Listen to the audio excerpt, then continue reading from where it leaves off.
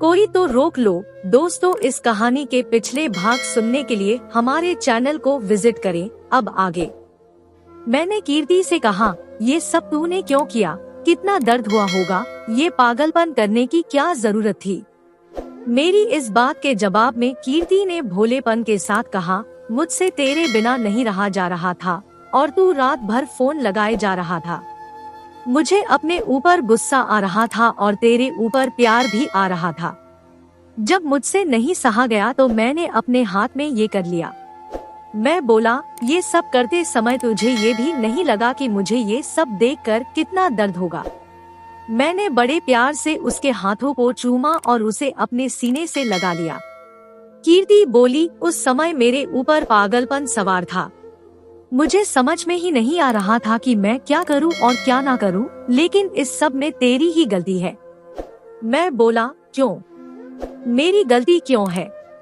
कीर्ति बोली, यदि तू उस दिन मेरी बात मान लेता तो मुझे ये सब करने की नौबत ही नहीं आती। मैं बोला, कैसे मान लेता? तब मुझे एहसास ही नहीं था कि मैं तुझे कितना प्यार करता हूँ। तेरी 2 दिन की जुदाई ने मुझे एहसास करा दिया कि मैं तेरे बिना नहीं जी सकता। अब तू कभी मुझसे दूर मत जाना, नहीं तो मैं सच में मर जाऊंगा। मेरी बात सुनकर कीर्ति ने मेरे मुंह पर हाथ रख दिया और गुस्से में बोली, फिर ऐसा कभी मत कहना, नहीं तो तुमसे पहले मैं मर जाऊंगी। मैं बोला, अच्छा नहीं बोलूंगा, मगर एक बात बता, आज तू अपनी किस सहेली के यहाँ गई थी? कीर्ति बोली, नितिका के यहाँ। मैं बोला, अगर तू नितिका के यहाँ थी तो फिर तेरी स्कूटी वहाँ क्यों नहीं दिखी? कीर्ति बोली, मुझे मालूम था कि तू मुझे ढूंढते हुए जरूर नितिका के यहाँ आएगा और मेरी स्कूटी को देखकर तुझे पता चल जाएगा कि मैं नितिका के यहाँ हूँ, इसलिए मैं अपने साथ कमल को लेकर गई थी। मैंने स्कूटी लेकर कमल को मेहुल के पास भेज दिया था। अब ये मत पूछना कि मेहुल के यहाँ तो तू भी पहुँच सकता था, तब तो तुझे पता चल जाता कि मैं नितिका के यहाँ हूँ। मैं बोला, नहीं पूछूंगा। कीर्ति बोली, क्यों? मैं बोला, क्योंकि छोटी माँ से तुझे पता चल गया होगा कि मैं मेहुल के घर से ही लौट कर आया हूँ और सीधे मौसी से मिलने निकल गया। मेरी बात सुनकर कीर्ति हंसने लगी और बोली, मेरे साथ रहकर तू कितना समझदार हो गया है, और फिर खिलखिलाकर हंसने लगी। मैं बोला, बहुत रात हो गई है, अब सोना नहीं है क्या? कीर्ति बोली, नहीं, कल तुझे जाना है, इसलिए आज हम सारी रात बात करेंगे। मैं बोला, लेकिन मुझे तो नींद आ रही है। कीर्ति उठकर बैठ गई और मुझे उंगली दिखाते हुए बोली, खबरदार जो सोने का नाम लिया, आज ना तो मैं सोऊंगी और ना ही तुझे सोने दूंगी। मैंने अपने पैर फैलाए और आराम से लेटते हुए बोला, तुझे जो बोलना है बोलती जा। जब तक मैं जाग रहा हूँ तेरी बात का जवाब देता रहूंगा, मगर सो जाऊं तो फिर मुझे जगाना मत। कीर्ति बोली, देख तू ये अच्छा नहीं कर रहा है, मुझे गुस्सा मत दिला, नहीं तो मैं बोला, नहीं तो तू क्या करेगी? कीर्ति बोली, नहीं तो मैं तेरा खून पी जाऊंगी। मैं बोला, बड़ी आई खून पीने वाली, अपने बकबक बंद कर और चुपचाप सो जा, सुबह मुझे जाने की तैयारी भी करनी है। ये कहकर मैंने अपनी आंख बंद कर ली, मगर कीर्ति चुपचाप बैठी रही। कुछ देर बाद वो फिर मुझे मनाने लगी। मुझे उसका मनाना अच्छा लग रहा था, इसलिए मैं चुपचाप आंख बंद किए लेटा रहा और उसके मनाने का मजा ले रहा था। कीर्ति मुझे मनाते हुए कह रही थी, प्लीज उठ जाना, ऐसा मत कर। देख 2 दिन से तू मेरे पीछे पागल बना घूम रहा था और जब मैं तेरे पास हूँ तो तुझे नींद आ रही है, ये अच्छी बात नहीं है, उठ जा। ये कहकर वो मुझे हिलाने लगी, लेकिन मैं चुपचाप लेटा उसकी बातों का मजा लेता रहा। वो फिर बोली, देख अब मैं आखिरी बार बोल रही हूँ, सीधे तरीके से उठ जा, नहीं तो अब अच्छा नहीं होगा। फिर भी मैं उसकी बात को अनसुनी कर आंख बंद कर लेता रहा, लेकिन कीर्ति तो फिर कीर्ति थी, भला वो अपनी बात मनवाए बिना कहाँ रहने वाली थी। आखिर में उसने अपनी हरकतों से मुझे अपनी आंख खोलने पर मजबूर कर दिया। कीर्ति ने अपने खुले हुए बाल मेरे चेहरे पर बिखरा दिए और अपना चेहरा मेरे चेहरे के बिल्कुल पास ले आई। उसके बालों की खुशबू ने मुझे मदहोश कर दिया और उसकी आती जाती सांसों का एहसास मुझे मेरे चेहरे पर हो रहा था, जिससे मुझे एक अलग ही सुख की अनुभूति हो रही थी। मैंने आंख खोलकर देखा तो वो बड़ी ही कातिल नजरों से मेरी ही तरफ देखकर मुस्कुरा रही थी। मैंने बनावटी गुस्सा दिखाकर कहा, ये क्या हो रहा है? कीर्ति भी अपने चेहरे को सिकोड़ते हुए डरावना चेहरा बनाने के अंदाज में अपनी दोनों हाथों की उंगलियों को चलाते हुए बोली, तेरे खून पीने की तैयारी कर रही हूँ। अब तू आंख बंद करके सो जा और मुझे मेरा काम करने दे। मुझे उसकी आंखों की रंगत से समझ में आ गया कि उसका इरादा कुछ नेक नहीं है। मैं बात को बदलने के लिए बोला, तुझे मुझसे बात करनी है तो चल बात करते हैं, पर तू अपना ये नाटक बंद कर। कीर्ति बोली, सॉरी, तूने अपना फैसला बदलने में बहुत देर कर दी है। अब मेरा बात करने का मूड बदल चुका है। अब तो मैं सिर्फ तेरा खून पीकर ही रहूंगी। मैं कुछ बोलने के लिए अपना मुंह खोलकर कुछ बोलने ही वाला था कि मेरा मुंह खुला का खुला ही रह गया।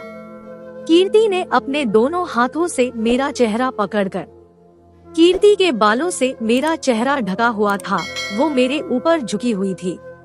एक पल को तो मैं हक्का बक्का रह गया और फटी फटी आंखों से उसकी इस हरकत को देखता रह गया। मगर दूसरे ही पल उसके बालों की सुगंध और उसके इतने नजदीक चेहरे से मेरी आंखें खुद ब खुद बंद होती चली गई और मेरा हाथ उसके सिर पर चला गया। मैं धरती से सीधा स्वर्ग पर पहुंच गया था।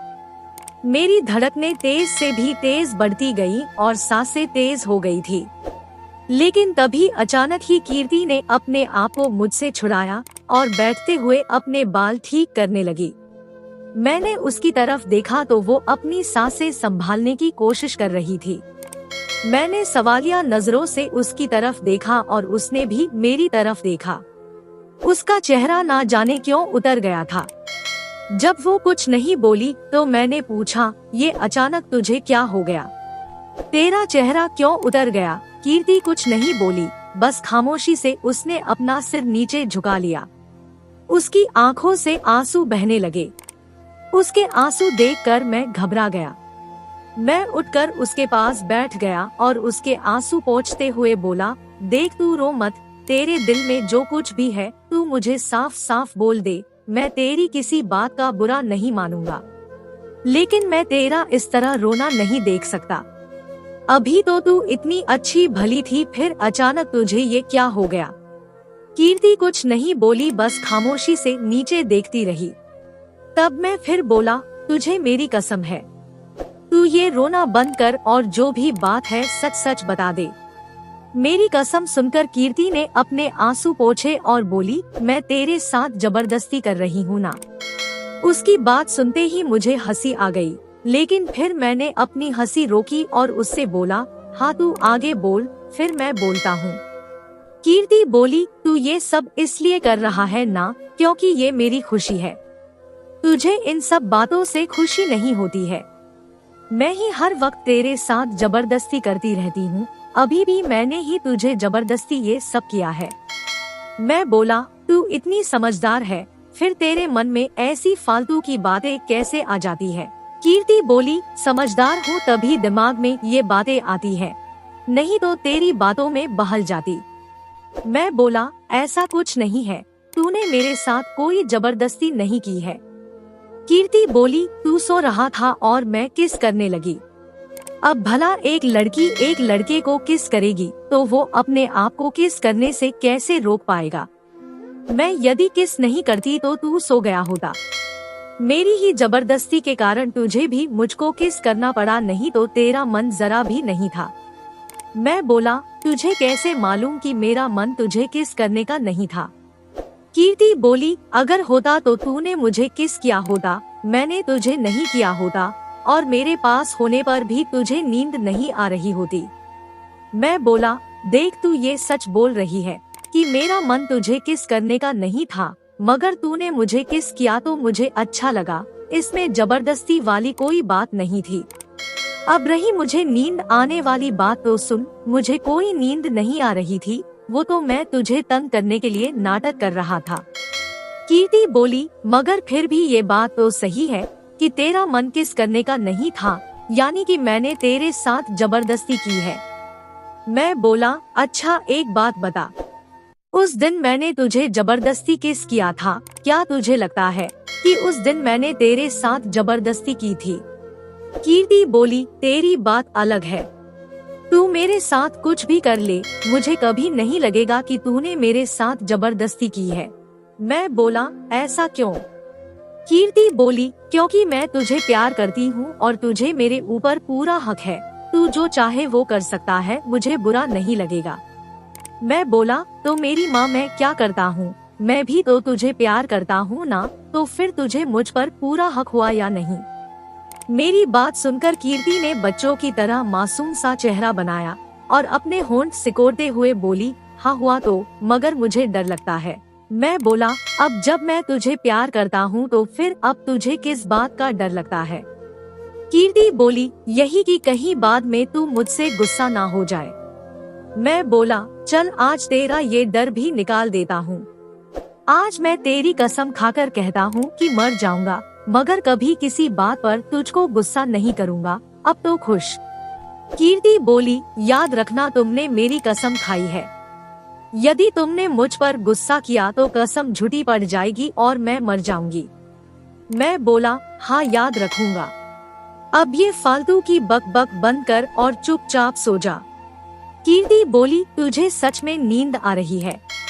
मैं बोला, नींद तो नहीं आ रही है, मगर ऐसे ही बैठे बैठे बात करते रहेंगे तो सुबह भी हो जाएगी और नींद भी नहीं आएगी, इसलिए ऐसा कर लाइट बंद कर दे और लेट जा, यूं ही बात करते करते जब नींद आने लगेगी तो सो जाएंगे। कीर्ति बोली, ठीक है मैं लाइट बंद कर देती हूँ। कीर्ति लाइट बंद करने उठी, मगर जब वह लाइट बंद करने की जगह दरवाजा खोलने लगी तो मैंने पूछा, अब इतनी रात को कहाँ जा रही है? कीर्ति बोली, अरे तूने तो अपना नाइट सूट पहना हुआ है, और क्या मैं ऐसे ही जीन्स टी शर्ट पहन कर सो जाऊं? मुझे भी तो कपड़े बदल लेने दे। मैं बोला, ठीक है मगर जल्दी आना। कीर्ति बोली, मैं तेरी तरह नहीं हूँ कि नाइट सूट डाला और बस हो गया, मुझे सोने से पहले नहाने की आदत है, अब नहाने और कपड़े बदलने में जितना टाइम लगता है उतना तो लगेगा ही। मैं बोला, तो इतनी देर तक किस बात का इंतजार कर रही थी? अब रात को 1 बजे तुझे नहाने की याद आ रही है, मैं इतनी देर तक अकेला बैठा क्या करूँगा?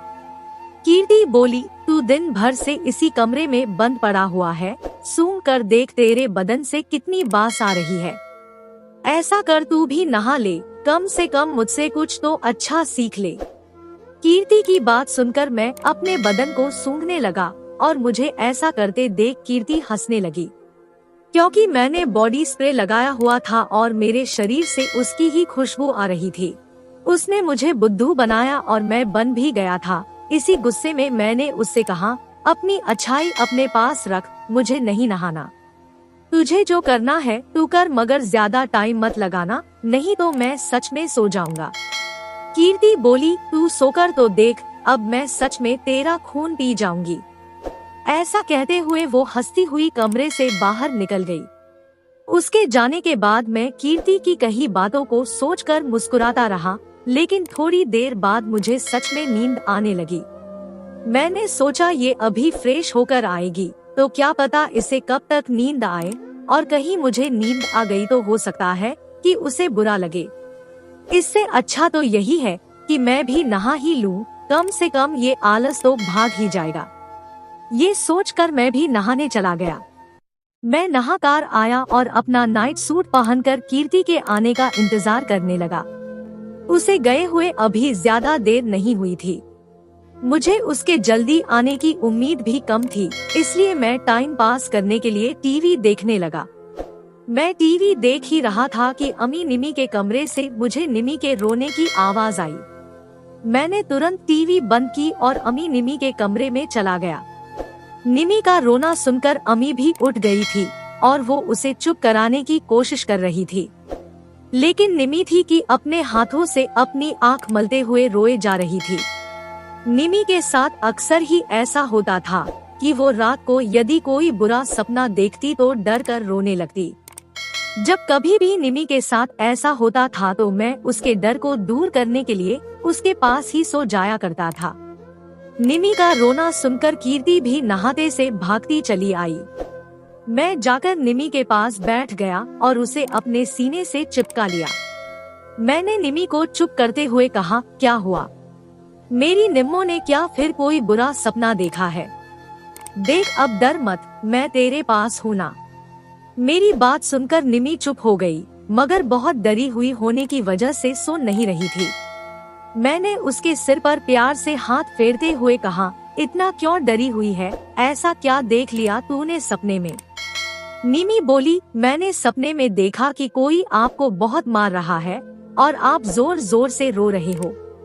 मैं बोला, देख, मैं तो तेरे सामने अच्छा भला बैठा हूँ, ऐसे सपने कभी सच नहीं होते हैं। तुझे छोटी माँ ने क्या बताया था? जब हमें किसी के बारे में कोई बुरा सपना आए तो समझना चाहिए कि उसके साथ कुछ अच्छा होने वाला है। ऐसे सपनों से डरते थोड़ी है। सपना अच्छा हो या बुरा, सच थोड़े ही होता है। और अब तू डरना छोड़ और सोने की कोशिश कर।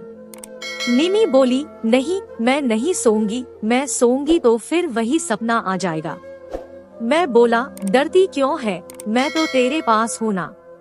निमी बोली, नहीं, मैं सो जाऊंगी तो आप चले जाओगे और वो सपना फिर आ जाएगा। मैंने कहा, मैं कहीं नहीं जाऊंगा, तू अब सो जा। निमी बोली, तब आप भी मेरे साथ सोइए। मैंने कहा, ठीक है, मैं तेरे पास ही सो जाता हूँ। अब तो तू अपनी आंख बंद कर सोने की कोशिश कर। ये कहकर मैं निमी के पास ही बेड पर पैर फैलाकर बैठ गया। निमी ने मेरे दाएं हाथ को अपने दोनों हाथों में जकड़ लिया और फिर मेरी तरफ करवट लेकर आंख बंद कर ली। मैंने अम्मी को भी सोने को बोला तो वो भी लेट गई। फिर मेरी नजर कीर्ति पर पड़ी। वो निमी का रोना सुनकर सिर्फ टॉवल लपेट कर ही आ गई थी, मगर ये सब देखकर अपने आप को भूल सी चुकी थी। मगर कीर्ति पर मेरी नजर पड़ते ही मैं उसे देखता रह गया। उसके गीले बालों से टपकती पानी की बूंदें यूं लग रही थी मानो मोती हो। मैं उसे बिना पलक झपकाए देखे जा रहा था। ऐसा नहीं था कि मैं अपने जीवन में पहली बार किसी लड़की को देख रहा था। रिया को तो मैंने कई बार देखा था, मगर उस समय मेरे मन में उसे देखकर सिर्फ गलत भावना आई थी। लेकिन कीर्ति को यूं देखकर भी मेरे मन में कोई बुरी भावना नहीं थी। बस यूं लग रहा था कि मैं उसे यूं ही देखता रहूं। कीर्ति ने मुझे यूं अपनी तरफ एकटक देखते हुए देखा तो उसने अपने हाथ के इशारे से पूछा, क्या हुआ? मैंने भी अपने हाथों के इशारे से उसकी टॉवल की तरफ इशारा करके पूछा, ये सब क्या है? ये देखकर उसकी नजर खुद पर पड़ी और फिर वो गुस्से से मुझे घूरने लगी। मैंने उसकी टॉवल की तरफ उंगली दिखाते हुए हाथों के ही इशारे से कहा, इस टॉवल में बहुत सुंदर लग रही हो। मेरी बात का मतलब समझते ही उसने बाएं हाथ से टॉवल पकड़कर दाएं हाथ से मुक्का बनाकर मुझे मारने का इशारा करती हुई बाहर निकल गई। मैं भी उसकी इस हरकत से मुस्कुराए बिना नहीं रह सका। उसके जाने के बाद मैंने निमी से अपना हाथ छुड़ाने की कोशिश की तो उसने और जोर से मेरे हाथ को जकड़ लिया। वो अभी सोई नहीं थी, इसलिए मैं अपने दूसरे हाथ से उसके सिर पर हाथ फेरने लगा। कुछ देर बाद कीर्ति भी नाइट सूट में आ गई। वो अम्मी की तरफ बेड पर पैर फैलाकर बैठ गई। कुछ देर बाद निमी गहरी नींद में सो गई तो मैंने कीर्ति से कहा, तू अब क्यों बैठी है? जाकर सो जा। कीर्ति बोली, ज्यादा बन मत। निमी सो गई है, चल अब हम भी चल कर सोते हैं। मैं बोला, नहीं, ये अब रात भर जाग जाग कर मुझे देखती रहेगी और यदि मैं नहीं दिखा तो फिर डर कर रोने लगेगी। कीर्ति बोली, तो क्या मैं जाकर अकेली सोऊं? मैं बोला, क्या तुझे भी निमी की तरह अकेले सोने से डर लगता है? कीर्ति बोली, मुझे डर वर कुछ नहीं लगता, मुझे तो तेरे साथ सोना है। मैं बोला, तो अब तू भी यहीं सो जा। कीर्ति बोली, वो तो तू नहीं भी कहेगा तब भी मैं यहाँ से जाने वाली नहीं हूँ। मैं बोला, मैं तुझे क्यों जाने को बोलूँगा, मैं तो चाहता हूँ कि तू हमेशा मेरी नजरों के सामने ही रहे। कीर्ति बोली, ये फालतू की बात छोड़ और ये बता कि आज तेरे जाने की सोच कर ही निमी इतना डरी हुई है, तो फिर कल तेरे जाने के बाद ये तेरे बिना कैसे रहेगी? दोस्तों, इस कहानी का अगला भाग देखने के लिए चैनल को सब्सक्राइब करें और कमेंट करके हमें बताएं कि ये कहानी आपको कैसी लगी। कहानी सुनने के लिए आपका बहुत बहुत धन्यवाद।